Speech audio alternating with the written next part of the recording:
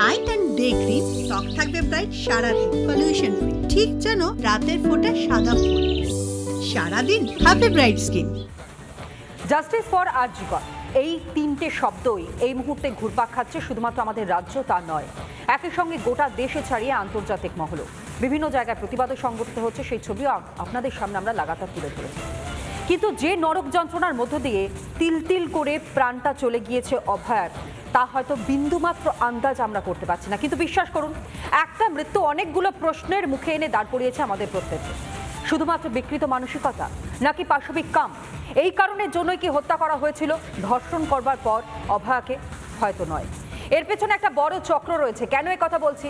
কারণ একটাই, কারণ অভয়ার বাবা, অভয়ার মা, পরিবারের সদস্যরা যে বিস্ফোরক তথ্যগুলো এই মুহূর্তে সামনে রাখছেন, তার প্রেক্ষিতে দাঁড়িয়ে এই বিষয়টাই সামনে আসছে যে শুধুমাত্র বিকৃত মানসিকতা বা বিকৃত কাম হতে পারে না, এর নেপথ্যে প্রাতিষ্ঠানিক পরিকল্পিত মার্ডার রয়েছে।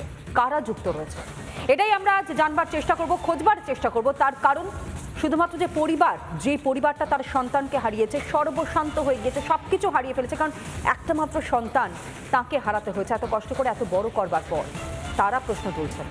পুলিশের ভূমিকা নিয়ে এর প্রশ্ন বারংবার উঠে এসেছে, চিকিৎসকেরা তারা করেছেন। শুধুমাত্র 9 তারিখে যখন অভয়ার হত্যাকাণ্ডের ঘটনা সামনে আসে বা জানাজানি হয় তারপর নয়, 14 তারিখের ঘটনার পরও পুলিশের ভূমিকা কী ছিল চোখে আঙুল দিয়ে প্রত্যেককে দেখিয়ে দিয়েছে। ডাক্তারদের অন্যদিকে রেস্টরুমের সংস্কার, গতকাল আপনাদের সামনে আমরা ব্রেক করেছিলাম। ডাক্তারদের রেস্টরুমের সংস্কার কাজের নির্দেশে দেওয়া হয় অভয়া খুনের ঠিক পরের দিন, অর্থাৎ 9 তারিখে খবর জানাজানি হয়, 12 তারিখের মধ্যে সেই কাজ শুরু হয়ে যায়। পূর্ত দপ্তরের লেখা সন্দীপ ঘোষের এই চিঠিতেই মূলত চিচিং ফাঁক। গোটা বিষয়টি স্বাস্থ্য সচিবও জানতেন, তাহলে কি স্বাস্থ্যমন্ত্রীর নির্দেশেই অপরাধস্থল ভাঙচুর করে প্রমাণ লোপাট করবার চেষ্টা করা হয়েছিল? প্রশ্ন উঠবে নাকি? ওই যে শুরুতেই বললাম, একেবারে প্রাতিষ্ঠানিকভাবে পরিকল্পিত মার্ডার নয় তো?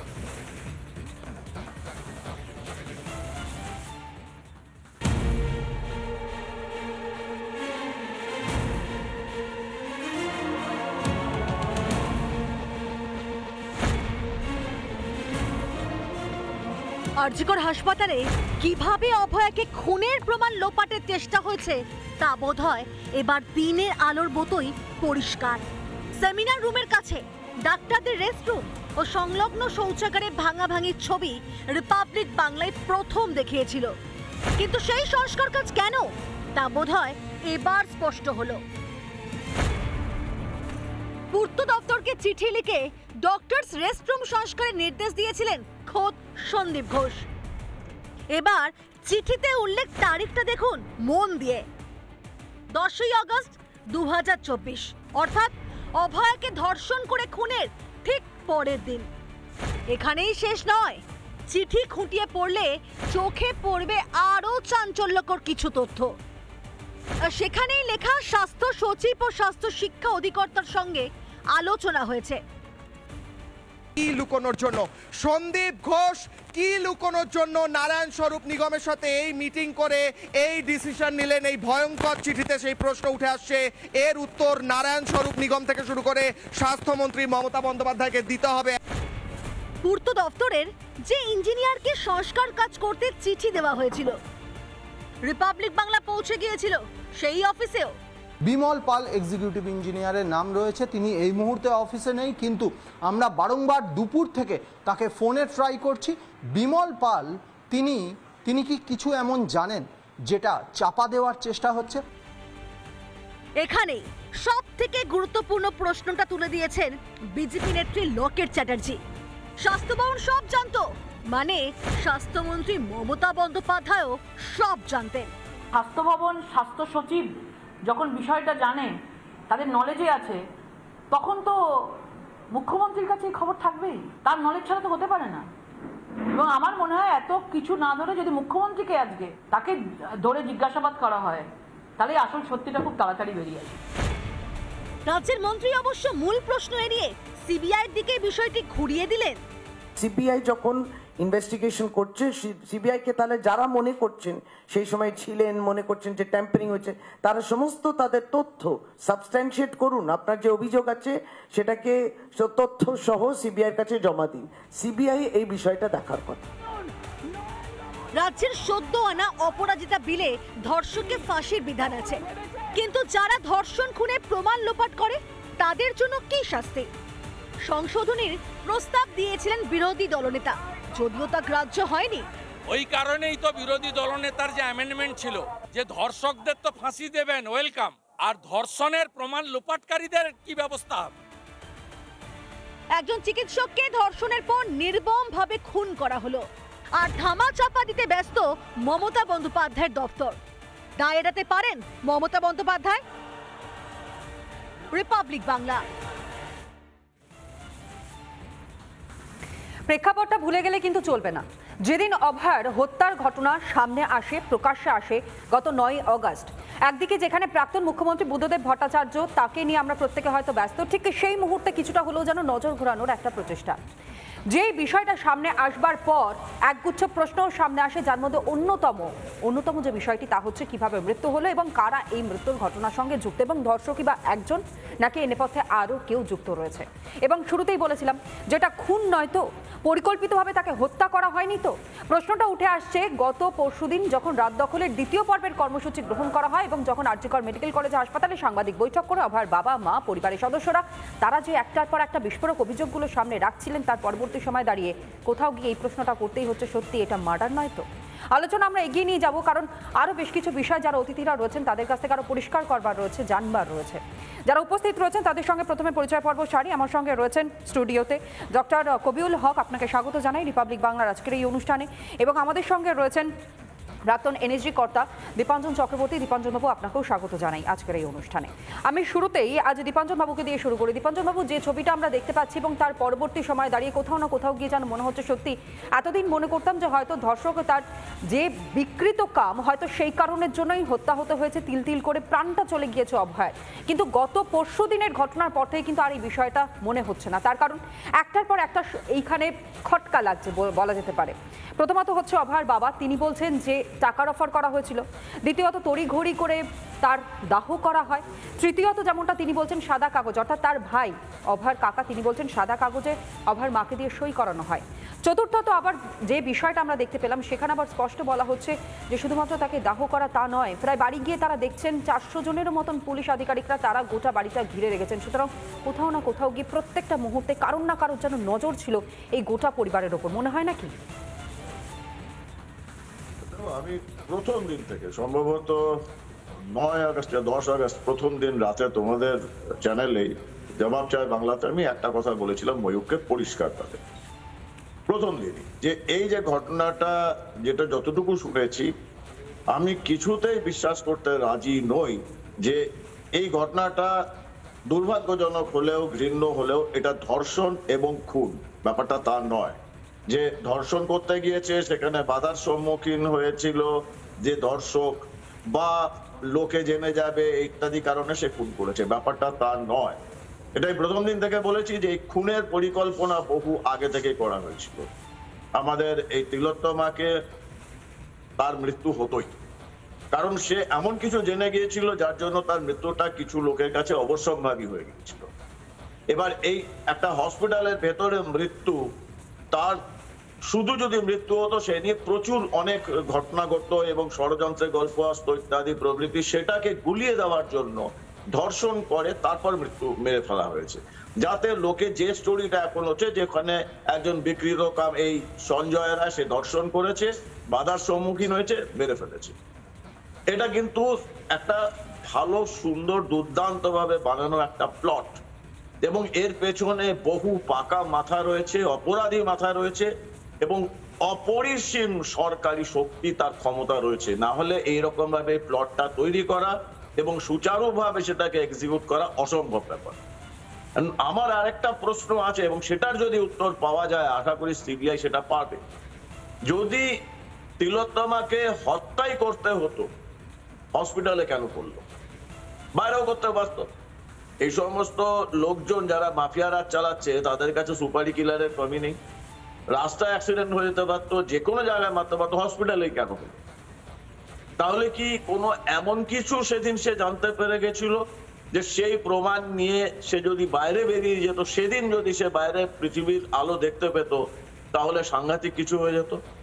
তো ওই জিনিসটা যদি সিবিআই ক্র্যাক করতে পারে যে কেন ওখানেই হত্যাটা করা হলো, বাইরে কেন নয়, বাট আমি বিশ্বাস করি সেমিনার রুমে হয়নি, ডেড বডি নিয়ে আসা হয়েছিল। তো এটা কোনো সন্দেহ নেই, এটা আগে হত্যার প্ল্যান, তারপর সেটাকে বিভ্রান্ত করে দেওয়ার জন্য মানুষকে ধর্ষণ এবং হত্যা। তো এটা তো মানে দিনের আলোর মতো পরিষ্কার, এটা নিছক একজন দর্শকের কাজ হতেই পারে নয়। একদমই তাই। দীপঞ্জন বাবু আপনাদের সঙ্গে থাকুন, আর সুবর্ণ গোস্বামী ডক্টর তিনি আমাদের সঙ্গে রয়েছেন। সুবর্ণ বাবুর কাছে আমি যাব এবং এখান থেকে একটু জানবার চেষ্টা করব, গত 9 তারিখের ঘটনা যখন জানাজানি হয় তার পরবর্তীতেই 10 তারিখে এই ডক্টরস রুম এবং তার সংলগ্ন অর্থাৎ এই সেমিনার রুম সংলগ্ন যে শৌচালয় তা সংস্কারের কাজে হাত লাগানো হয়। চিকিৎসকেরা তারাকে এই অনুরোধ করেছিলেন যাতে মেরামত এবং সংস্কার করা হয়, কিন্তু তা এত তড়িঘড়ি একটা ক্রাইমের জায়গা যেখানে অপরাধ সংগঠিত হয়েছে সেই অপরাধ স্থল সুরক্ষিত না রেখে তা অসুরক্ষিত রেখে সেখানে এরকমভাবে ভাঙচুর করবার নির্দেশ কি করে দিতে পারেন প্রাক্তন অধ্যক্ষ? তা নিয়ে প্রশ্ন তো আপনারাও বারংবার তুলেছেন এবং গতকাল তা পরিষ্কার হয়ে গিয়েছে, যেখানে স্বাস্থ্য সচিব নারায়ণ স্বরূপ নিগম তিনিও যে গোটা বিষয়টা জানতেন না তা তো নয়, তাহলে পরে স্বাস্থ্যমন্ত্রী কান পর্যন্ত যায়নি, এটাকে বিশ্বাস করা যায়? এটা এর সঙ্গে যেটা যোগ করি যে শুধুমাত্র স্বাস্থ্য সচিব এবং ডিএমই জানার কথা বলে সন্দীপ ঘোষ চিঠি করেছেন, অর্ডার করেছেন তাই নয়, শুধু এর সঙ্গে আরো যেটা বিষয় ওই যে লেখা হয়েছে যে জুনিয়র ডাক্তারদের দাবি, এই দাবিটাকে তৈরি করা হয়েছে। ওখানকার জুনিয়র ডাক্তারদের ওই দিন ডেকে পাঠিয়ে বলা হয় যে তোমরা আজকেই চিঠি করো, রীতিমতো প্রেসারাইজ করে ওদেরকে একটা অ্যাপ্লিকেশন করিয়ে নেওয়া হয়। মানে এই চেস্টের যিনি HOD head of the department এবং হচ্ছে প্রিন্সিপাল দুজনে মিলে প্রেশার দেন ওনাদেরকে যে হচ্ছে যে আজকে তোমাদের এই চিঠি করতেই হবে। কয়েকজন করতে চাইছিল না, যে এই অবস্থায় এখনই আমাদের কেন চিঠি করাচ্ছেন, কালকে দেবো পরশু দেবো, বলেন না আজকেই দিতে হবে তোমাদের, এখন কাগজ দিচ্ছি পেন দিচ্ছি লিখে দিয়ে তারপর যাও। এইরকম একটা দরখাস্ত সবার কাছে করিয়ে নেওয়া হয়, করার পরেই হচ্ছে যে তারপর এই ধরনের আদেশনামাটা বেরোয়। অর্থাৎ ব্যাকগ্রাউন্ড একটা অ্যালিবাইও তৈরি করে নেওয়া হয় যাতে এটা হচ্ছে জুনিয়র ডাক্তারদের দাবি ছিল, এরকম একটা দাবি তাদের চাপ দিয়ে করিয়ে নেওয়া হয় এবং তারপরে এই আদেশনামা বেরোয়। সুতরাং এটা বোঝা যাচ্ছে রাজ্য প্রশাসনের সর্বোচ্চ মহলের জ্ঞাতসারে বা তাদের নির্দেশেই হয়তো এটা সন্দীপ ঘোষ করেছেন। যে আমরা যেটা বারবার বলছি, সন্দীপ ঘোষ কিন্তু এই সিন্ডিকেটের একটা বোর্ডে একটা অংশ, সে তার মস্তিষ্ক প্রসূত এই সিন্ডিকেটটা নয়, তার মাথার উপর তার নিচে যেমন সাকরের আছে, সাঙ্গাত বাহিনী আছে, তেমনি কিন্তু তার মাথার উপরে আছে তার মাথার উপরে আছে যাদেরকে দেখা যায় না, কিংপিন মেঘের আড়ালে থাকেন, এইরকম একটা আছে। ফলে একটা বিশাল বড় সিন্ডিকেট তা হচ্ছে প্রশাসনের গত কয়েক বছর ধরে চালাচ্ছে, প্রশাসনের কেউ কিছু জানেন না। দীর্ঘদিন ধরে তো এই সিন্ডিকেট চলছে, ইটকাট পাথরবালির ক্ষেত্রে আমরা সিন্ডিকেটের কথা শুনেছি, কিন্তু চিকিৎসা স্বাস্থ্য ব্যবস্থায় এইরকম একটা সিন্ডিকেট চলে এটা সত্যি হয়তো কোনো মানুষের পক্ষেই আন্দাজ করাও অনেক অনেক দূরের বিষয়। কিন্তু সেই সিন্ডিকেট চালানো হতো অথচ স্বাস্থ্য ভবন পর্যন্ত এর কোনো নথি যায়নি বা কোনো তথ্য যায়নি, এটা কি বিশ্বাসযোগ্য? সাধারণ মানুষজন তারা বিশ্বাস করছে না। আমি আপনারা শুনুন, তনয়া আমরা নিজেরা নথি দিয়েছি। আক্তার আলী তিনি যে অভিযোগ করেছেন, কয়েকদিন আগে খবর পেয়েছো, তোমরাই খবর করেছো বিভিন্ন সংবাদ মাধ্যম, যে স্বাস্থ্য ভবন থেকে সেই নথি হারিয়ে গেছে এবং স্বাস্থ্য ভবনের সেই হারানো নথি অর্থাৎ হচ্ছে যাবতীয় অভিযোগের যে অরিজিনাল কপি গতকাল পাওয়া গেছে সন্দীপ ঘোষের বাড়ি থেকে। মানে গতকাল খবরে এসছে সিবিআই পেয়েছে সন্দীপ ঘোষের বাড়ি থেকে। এই প্যাটার্নটা কিন্তু বাংলার মানুষের খুব চেনা, কারণ আমরা এর আগে দেখেছি মানিক ভট্টাচার্য তার বিরুদ্ধে যে লেখা অভিযোগপত্র সেটা তার বাড়িতেই সিবিআই খুঁজে পেয়েছে। পার্থ চ্যাটার্জি তার বিরুদ্ধে হচ্ছে যে লেখা অভিযোগ, মাননীয় মুখ্যমন্ত্রীকে করা অভিযোগ, সেটাও পাওয়া গেছে পার্থ চ্যাটার্জির বাড়ি। ফলে এই সন্দীপ ঘোষের বিরুদ্ধে করা অভিযোগ তার অরিজিনাল কপি সিবিআই সন্দীপ ঘোষের বাড়িতেই পেয়েছে। অর্থাৎ এই রাজ্যের যে প্যাটার্নটা, যে যার বিরুদ্ধেই সর্বোচ্চ প্রশাসনের কাছে অভিযোগ করা হোক না কেন, সেই অভিযোগ কপিটি যার বিরুদ্ধে অভিযোগ তার বাড়িতে চলে যাবে। এই যে একটা হচ্ছে যে প্যাটার্ন, এখানে কিন্তু এই প্যাটার্নটাই সবটাই ধামাচাপা দেওয়ার একটা মরিয়া চেষ্টা। যাই কিছু হোক না কেন ওই কার্পেটের তলায় সবটা চাপা রাখতে হবে, এটাই যেন সবথেকে বড় বিষয় হয়ে দাঁড়াচ্ছে এই মুহূর্তে রাজ্যের শাসক দলের। কবির সাহেব আমাদের সঙ্গে রয়েছেন স্টুডিওতে। কবির সাহেব, একদিকে যেখানে এই পিডব্লিউডির কাজ করবার কথা বলা হচ্ছে, সংস্কারের কথা বলা হচ্ছে, তড়িঘড়ি তারা কাজেও হাত দিয়ে দেন, কিন্তু আরও একটা বিষয় যেখানে আমার খটকা লাগছে, ফুসফুস এবং চেস্ট মেডিসিন বিভাগের যিনি তৎকালীন প্রধান ছিলেন অরুণাভ দত্ত চৌধুরী, তিনি অবশ্য জানিয়েছেন যে তিনি অনুমতি দেননি। তিনি যদি অনুমতি না দিয়ে থাকেন তাহলে এইরকমভাবে তড়িঘড়ি যেখানে ক্রাইম হয়েছে, ক্রাইম সিন বলা চলে, সেই জায়গায় কিভাবে ভাঙচুরের কাজ হয়ে গেল? যদিও পরে বিতর্ক এবং তারপর সেই কাজ মাঝপথে থমকে যেতে হয়, থমকে দিতে হয়, মানে থামিয়ে দিতে হয়। কিন্তু এইরকম দুরকম ভার্সন কেন সামনে আসছে? দেখুন, আমরা প্রশাসনিক সক্রিয়তাও দেখছি, অতি সক্রিয়তা দেখছি, প্রশাসনিক দীর্ঘসূত্রিতা আমরা দেখতে অভ্যস্ত। তাহলে যেখানে 9 তারিখে এরকম একটা দুর্বিষহ ঘটনা ঘটলো, তারপরে 10 তারিখে অর্ডার হয়ে গেল, কাজ শুরু হয়ে গেল একদিন পরেই, এটা ঠিক মেলানো যাচ্ছে না। ফলে আমরা প্রথম থেকে বলেছিলাম তথ্য প্রমাণ লোপাট করার একটা চেষ্টা চলছে প্রশাসনিক স্তরে, এবং যেদিন আন্দোলন করে জুডিশিয়াল ম্যাজিস্ট্রেটের ইনকোয়েস্ট করতে হয়, এইটা জুনিয়র ডাক্তারদের আন্দোলন করতে হয়। একটা ক্রাইম সিন যেখানে ইনস্টিটিউশনের মধ্যে রেপ অ্যান্ড মার্ডার, এটা বাই ডিফল্ট হয়ে যাওয়ার কথা ছিল জুডিশিয়াল ম্যাজিস্ট্রেট ইনকোয়ারি। তাহলে প্রথম থেকে আমরা দেখছিলাম একটা অতি সক্রিয়তা, তড়িঘড়ি মৃতদেহকে সৎকার করে দেওয়া হলো। আর অন্যান্য সময় প্রশাসনিক দীর্ঘসূত্রিতা, এই যে বললেন যে ওসি বদল হচ্ছে, বা এই অভিজিৎবাবু কি এর দায় এড়াতে পারেন? উনি তো টালা থানার ওসি ছিলেন, বা হয়তো অফিসিয়ালি ওসি আছেন, উনি অসুস্থ হয়েছেন, শুনছি নাকি প্যানিক অ্যাটাকে অসুস্থ হয়েছেন। যাই হোক, সেটাও ওনাকেও তদন্তের মুখোমুখি হতে হবে। স্বাস্থ্য দপ্তরের সমস্ত বাস্তুপুকুরদের, ইনক্লুডিং প্রিন্সিপাল সেক্রেটারি, তদন্তের মুখোমুখি সবাইকে করতে হবে ইমিডিয়েটলি। এই যে নানানভাবে প্রশাসন বলছে যে নাইট ডিউটি দেওয়ার দরকার নেই মহিলাদের, এটা তো মহিলাদের ক্ষেত্রে চূড়ান্ত অপমান। তাহলে না, সরকার তাহলে বলুক তারা ব্যর্থ, তাহলে বলুক, সে কথা বলছে না। সরকার বলুক আমরা নারী নিরাপত্তা দিতে, সুরক্ষা দিতে পারছি না। তাহলে আলাপন বাবুকে দিয়ে প্রেস ব্রিফ করে দেওয়া হলো। এইগুলো কিন্তু আন্দোলনের যে মেন ধারা, এর বিপক্ষে। আমরা প্রথম দিন থেকে আন্দোলনে বলছি আমরা ন্যায় চাই, জাস্টিস চাই, বিচার চাই। আমাদের অন্যান্য জিনিস, এই যে রেস্টরুম, সুবর্ণদা বললেন যে তড়িঘড়ি সই করিয়ে নেওয়া হলো, এই সই করিয়ে, হ্যাঁ, আমরা আমাদের যে জুনিয়র ডাক্তাররা যারা চিকিৎসার সাথে যুক্ত, তারা তাদের যে পরিকাঠামো, তার উন্নতির দাবি সবসময় করে, কিন্তু তার মানে এই নয় যে ক্রাইম সিনকে ডিস্টার্ব করতে পারে। তাহলে এখানে প্রশাসনকে তো দায়িত্ব নিতে হবে, সর্বোচ্চ প্রশাসনের দায় এড়াতে পারেন না। তাহলে সর্বোচ্চ প্রশাসনিক প্রধান, তাকে কিন্তু এই দায় নিতে হবে। তার সাথে সাথে এই যে সিন্ডিকেট রাজ, তার যে মাথা, এই যে একজন বেসরকারি ডাক্তার যিনি দক্ষিণ কলকাতার খ্যাতনামা অস্থি রোগ বিশেষজ্ঞ, তিনি কেন স্ক্যানার আন্ডারে আসছেন না? তাকেও কিন্তু আন্ডার সিবিআই স্ক্যানার আসা উচিত। সিবিআইয়ের যে দীর্ঘসূত্রিতা দেখছি, কেন্দ্রীয় সরকার তারাও কিন্তু দায় এড়াতে পারেন না। ফলে সিবিআইকে অবিলম্বে আরো বেশি এক্সপার্টাইজ করতে হবে। না, সিবিআইকে কি সঠিকভাবে তথ্য দেওয়া হচ্ছে? আমি একটু সুবর্ণবাবুর কাছে আসবো। এখান থেকে যেই দিন আমরা দেখলাম যে অভয়ার পরিবার পরিষ্কার করে রাত জাগার দ্বিতীয় পর্বে আরজিকর মেডিকেল কলেজ হাসপাতালে যেখানে অবস্থানে রয়েছেন জুনিয়র চিকিৎসকেরা, সেইখান থেকে দাঁড়িয়ে তিনি প্রেস মিট করলেন এবং সেখান থেকে পরিষ্কার করে তারা বললেন যে মূলত তাদেরকে টাকাটা অফার করা হয়েছিল যখন তার মেয়ের দেহ বাড়িতে পড়ে রয়েছে বা দেহ সেখানে শায়িত রাখা হয়েছে। বাবা মার মনের কি অবস্থা সেটা হয়তো আমরা প্রত্যেকে জানি, যারা সত্যি অভিভাবক হয়েছি তারা।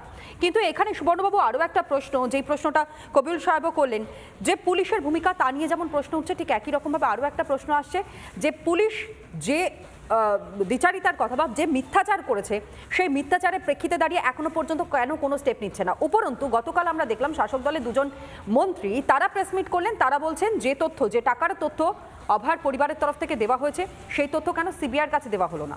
সিবিআইয়ের কাছে কেন সেটা দেওয়া হলো না? তাহলে হয়তো সেই অফিসারকে তারা ডাকতে পারতেন এবং জিজ্ঞাসাবাদ করতে পারতেন। সিবিআই কাছে মিতার পরিবার কি তথ্য দিয়েছে না দিয়েছে আমরা সেটা তো জানি না, সেটা বলতে পারবো না। সিবিআই তদন্তের ফল কি আছে, তারপরে সেটা যে রিপোর্ট তারা কোর্টে করবে, তারপরে হয়তো কিছুটা আন্দাজ করা। সিবিআই এর উপরে আমাদেরও কোনো মোহ নেই। সিবিআই পশ্চিমবাংলায় এতগুলো দুর্নীতি মামলায় কি অশ্বডিম্ব প্রসব করেছে তা আমরা জানি। ফলে সিবিআই এর উপর চাপ দেবার জন্যই আমরা চিকিৎসকরা সেদিন হাজারে গেছি আমরা সিজিও কমপ্লেক্সে। আমরা সিবিআই এর উপরেও এই চাপটা রাখছি। আমরা প্রয়োজনে সিবিআই অফিস ঘেরাও করতে পারি ভবিষ্যতে, যদি হচ্ছে যে উপযুক্ত ফল না পাই। কিন্তু রাজ্যের মন্ত্রী যে দুজন বলছেন তারা কোন মুখে বলছেন? তাদের তো করজোরে ক্ষমা চাওয়া উচিত। ক্ষমা চাইলে তাও বাংলার মানুষ একটু ভালো চোখে দেখলেও দেখতে পারেন যে আমরা চাপ দিয়ে সদ্য সন্তানহারা মা বাবা তাদেরকে চাপ দিয়ে একটা ভিডিও বানিয়েছিলাম, শুধুমাত্র যে জয়েন্ট প্ল্যাটফর্ম অফ ডক্টরসের নেতারা এসে যে কথা বলে গেছেন মায়ের কথা শুনে, সেইটাতে আমাদের যে ড্যামেজ হয়েছে সেই ড্যামেজটা কন্ট্রোল করবার জন্য সুবর্ণবাবু যার বিরুদ্ধে অভিযোগ করছেন তাহলে তিনি বা সামনে আসছেন না কেন? বিভিন্ন সময় যে ছবিগুলো ভাইরাল হচ্ছে তা দেখিয়ে তো আমরা দেখেছি ডিসি সেন্ট্রাল তিনি প্রেস মিট করেছেন, তাহলে ডিসি নট এখনো কেন চুপ? তার বিরুদ্ধে তো অভিযোগ করা হচ্ছে যে তিনি নাকি বলেছেন যে আপনাদের কত টাকা লাগে আপনারা। ডিসি নট নিশ্চয়ই আমরা বলেছি। ডিসি নট কি তাহলে অপরাধীদের চেনেন? কাদের দৌত্য করতে গেছিলেন? কাদের ওই ডিসি নটকে টাকা কে দিয়েছে পাঠিয়েছিল? নিশ্চয়ই অপরাধীরা, নিশ্চয়ই ধর্ষকরা, আততায়ীরা। তাহলে সঞ্জয় রায়ের তো নিশ্চয়ই অত টাকা পয়সা থাকার কথা নয়। রাজ্য সরকার সিভিক ভলান্টিয়ারদের যে কটা বেতন দেয় আমরা জানি। ফলে দুটো জিনিস বোঝা গেছে এইটাতে। একটা হচ্ছে ডিসি নট জানেন ধর্ষকদের এবং আততায়ীদেরকে, তাদের দৌত্য করতে গেছিলেন। 2 নম্বর হচ্ছে ধর্ষকরা এবং আততায়ীরা অর্থবান। এই দুটো সিদ্ধান্তে আমরা উপনীত হতে পারি। এখন দেখা যাক যে সিবিআই হচ্ছে যে তাদেরকে ধরে কিনা। রাজ্য সরকার আরো একটা চরিত্র যেমন বিরূপাক্ষ যেমন অভিক, ঠিক একই রকম ভাবে সন্দীপের পাশাপাশি কিন্তু আরো একটা চরিত্র আসলো, তা হচ্ছে ডিসি নর্থ, এবং তিনি এখনো পর্যন্ত কিন্তু মনে রাখতে হবে কোনো কথা বললেন না। অথচ তার বিরুদ্ধে যে অভিযোগ তিনি তো পারতেন, যদি সত্যি তা ভিত্তিহীন হয়ে থাকে তাহলে সবার সামনে এসে অন্ততপক্ষে এটা বলা যে যে অভিযোগ তার বিরুদ্ধে করা হচ্ছে তা সম্পূর্ণভাবে মিথ্যে, সম্পূর্ণভাবে ভিত্তিহীন। এখনো পর্যন্ত কিন্তু আমরা দেখিনি তাকে কোনোভাবেই সংবাদ মাধ্যমের সম্মুখীন আসতে, উপরন্তু গা ঢাকা দিয়ে রয়েছেন এই মুহূর্তে ডিসি নর্থ। আলোচনা আমরা এগিয়ে নিয়ে যাবো, তবে এখন সবার ছোট্ট একটা বিরতি, ফিরে আসছে।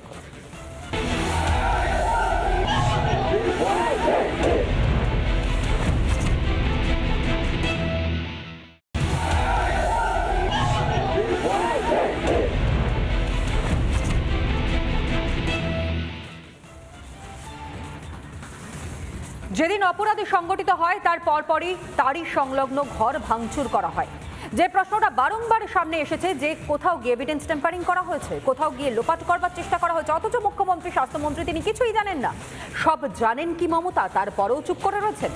যে অভিযোগটা সামনে আসছে অপরাধ স্থলের পাশেই ভাঙচুরের নির্দেশ মমতার দপ্তর দেয়, অথচ মমতা বন্দ্যোপাধ্যায় তিনি কিচ্ছু জানেন না।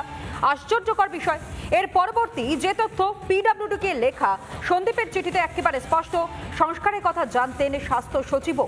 প্রমাণ লোপাটে জড়িত মমতার দপ্তর, আরজি করে ভাঙচুর যোগ মমতার দপ্তরের, অথচ মমতা বন্দ্যোপাধ্যায় তিনি স্বাস্থ্যমন্ত্রী, তার দপ্তর সত্যিই কি কিচ্ছু জানতো না? আরজি করে ভাঙচুরের যোগ রয়েছে মমতার দপ্তরের, প্রমাণ নষ্টের পেছনে রয়েছে মমতার ভূমিকা, এমনকি ভাঙাভাঙি নিয়ে সন্দীপকে দোষারোপ মমতার। যে অভিযোগ সামনে আসছে, যে তথ্য সামনে আসছে, তার প্রেক্ষিতে বারংবার এই প্রশ্নটাও সামনে আসছে, স্বাস্থ্যমন্ত্রী তিনি এইরকমভাবে দায় ঝেড়ে ফেলতে পারেন না। বিধানসভায় দাঁড়িয়ে তিনি বক্তব্য রাখতে পারেন, তিনি বারংবার প্রশ্ন তুলতে পারেন, তিনি অভাব বিল আনতে পারেন, তিনি ফাঁসির দাবি করতে পারেন, অথচ যে ঘটনাটা তাঁরই রাজ্যে ঘটে গিয়েছে তার প্রেক্ষিতে দাঁড়িয়ে সঠিক বিচার সেই পরিবারকে তিনি কি আদৌ দিতে পারেন? অভয়ার বাবা তারা কি বলছেন? বিস্ফোরক যে অভিযোগগুলো সামনে আসছে তার প্রেক্ষিতে আরও একগুচ্ছ অনেকগুলো প্রশ্ন যার উত্তর খোঁজবার আমরাও চেষ্টা করছি। দেখুন অভয়ার বাবার সেই বিস্ফোরক অভিযোগগুলো পরপর আপনাদের সাথে। পুলিশ আমরা এখন জানতে পারছি আরজিকর যে আউটপোস্ট আছে তারা 10টা 10 মিনিটে আমার মেয়ের এইরকম পরিণতির শারীরিক খবর পায়, কিন্তু তারপরেও কিন্তু ওরা কোনো আমার মেয়ের কোনো শারীরিক পরীক্ষা করেনি, যেটা তাদের প্রথম কাজ ছিল সেটা কিন্তু করেনি। দ্বিতীয়টা, বেলা 11টার সময় আমাদের জানানো হয় আমার মেয়ে আত্মহত্যা করেছে। তারা কোনো মেডিকেল টেস্ট করলো না, আগেই তারা বলে দিল আত্মহত্যা করেছে। ঠিক আছে, কেন করেছে এটা সেটা তারাই জানে, তারাই উত্তর দেবে। আমাদের মেয়েকে দেখতে আমরা যখন হসপিটালে আসি 12টা 10 মিনিটে, আমার সেই মেয়ের মুখ দেখতে 3 ঘন্টা 3.5 ঘন্টা ওই সেমিনার হলের বাইরে আমাদের বসিয়ে রাখা হয়, এবং মেয়ের মা মানে অভয়ের মা পুলিশের হাতে পায়ে ধরতে শুরু করে। ভেতরে তখন লোকজন ঘোরাঘুরি করছে, আমাদের কিন্তু ভেতরে ঢুকতে দেওয়া হচ্ছে। এটা কি কারণে? এই প্রশ্নটা আমার উত্তর চাই। পোস্টমর্টম করতে হাসপাতালে দেরি করলো কেন? পোস্টমর্টম তো সাধারণত 4-5টার মধ্যে করা উচিত ছিল, কিন্তু দেখা গেল 6টার আগে পোস্টমর্টমটা হলো না, 6টা থেকে শুরু হলো। আমি এফআইআর করলাম টানা থানাতে। কি হলো? আমি 6:30 থেকে 7টার মধ্যে এফআইআর করলাম। আমার এফআইআর এর রেজিস্টার হলো কখন? 11:45 পরে দেখতে পাচ্ছি। ডাক্তার এখানে এত ডাক্তার থাকা সত্ত্বেও এত কিছু জানার পরেও পুলিশ একটা আনন্যাচারাল ডেথ কেস করলো, ডায়েরি করলো। কি কারণে? হাসপাতাল কর্তৃপক্ষ, পুলিশ কেউ এফআইআর করলো না, যেটা সবার আগে দরকার ছিল, করেনি। 12টা থেকে বিকাল 7টা পর্যন্ত আমরা এই আরজিকর হসপিটালের প্রবেশে ছিলাম, কিন্তু হাসপাতাল কর্তৃপক্ষ এবং ঊর্ধ্বতন কর্তৃপক্ষ কেউ আমাদের সঙ্গে একটি কথাও বলেননি। আমরা রেখে দিতে চেয়েছিলাম, আমরা দেহটা রেখে দিতে চেয়েছিলাম, কিন্তু যে কোনো মানে এত প্রেশার আমাদের তৈরি করা হয়েছিল সেই সময়। আমরা টালা থানায় গেছিলাম, টালা থানার সামনে আমরা 1 ঘন্টার উপরে বসেছিলাম। 3 থেকে 400 পুলিশ আমাদের ঘিরে সেখানে একটা এমন পরিস্থিতি তৈরি করে আমরা বাধ্য হয়ে বাড়ি ফিরে যাই। বাড়িতে গিয়ে দেখি 3 থেকে 400 পুলিশ আমার বাড়ির সামনে ব্যারিকেড করে দাঁড়িয়ে আছে। কিন্তু এই মতো অবস্থায় আমাদের আর কোনো কিছু করার ছিল না, বাধ্য হয়ে আমরা মেয়ের দেহ দাহ করতে বাধ্য হই। কিন্তু এখানেও একটা আমার প্রশ্ন, আমার মেয়ে আজকে সেদিন মারা গেছে, শ্মশানের যে খরচ, সেই খরচটা ফ্রি করে দিয়েছে কারা? আমরা জানতে পারিনি কিন্তু আজ পর্যন্ত। কেন করা হয়েছে? কেন? আমার মেয়ে আত্মার বাড়িতে খুব কষ্ট পেয়েছে যে লাস্ট শেষ সময়ও তো সে ভেবে গেছে যে আমার ভাবি এই কত টাকা ভাবি খরচা করতে পারলো না। কি মর্মান্তিক ছিল সেই দিনটা আমার কাছে। এই প্রশ্নের উত্তরটা আমায় কে দেবে?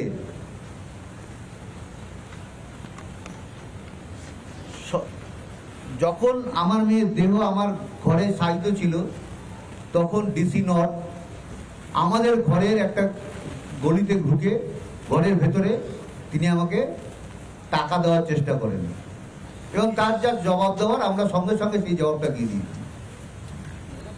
ডিসি সেন্ট্রাল ইন্দিরা মুখোপাধ্যায় বারবার প্রেস মিট করে করে মিথ্যা কথা বলছেন, মিথ্যাচার করছেন। কারণটা কি? কি কারণে এরা করছেন এই জিনিসটা? তাই দিকে আমাদের একটা বিশাল প্রশ্ন আমাদের সবসময় মনে আছে। আমার এই সমস্ত প্রশ্নের উত্তর কে দেবে? পুলিশ, প্রশাসন, না হাসপাতাল কর্তৃপক্ষ, স্বাস্থ্য ভবন? সবার কাছে আমি এই আর্জি জানিয়ে আমি এখানে বক্তব্য শেষ করছি।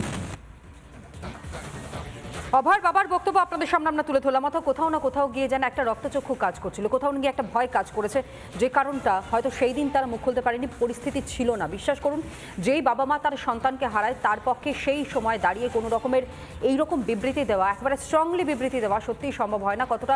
কতটা কষ্টের মধ্যে তারা ছিলেন সেটা সত্যি আমরা অনুভব করতে পারছি। কিন্তু পরবর্তী সময় তিনি বলেছেন, তিনি সবটা খোলসা করেছেন। এবং কবিউল সাহেব, এখান থেকেই মূলত প্রশ্নটা আসছে যে বাবা তিনি তো বলছেন যে কোথাও না কোথাও গিয়ে তারাও প্রেশারে ছিলেন, তারাও ভয় ছিলেন।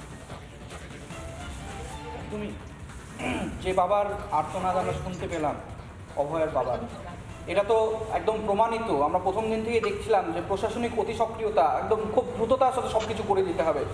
দেহকে পর্যন্ত দাহ করে দেওয়া হলো। আমরা দেখেছিলাম উত্তরপ্রদেশে হাথরাস কাণ্ডেও যে দেহ দাহ করে দিয়েছিল পুলিশ, এখানেও কিন্তু সেই রকমই একটা চেষ্টা ছিল। তাহলে প্রমাণ লোপাট, ঘুষ দেওয়ার চেষ্টা এবং তার সাথে সাথে যেভাবে অতি সক্রিয়তা আমরা দেখলাম, এর মধ্যে কিন্তু দেখা যাচ্ছে যে একটা প্রশাসনিক ষড়যন্ত্র, যে প্রমাণ লোপাট। তাহলে প্রশাসনকে কি দায় নিতে হবে না? অবশ্যই দায় নিতে হবে।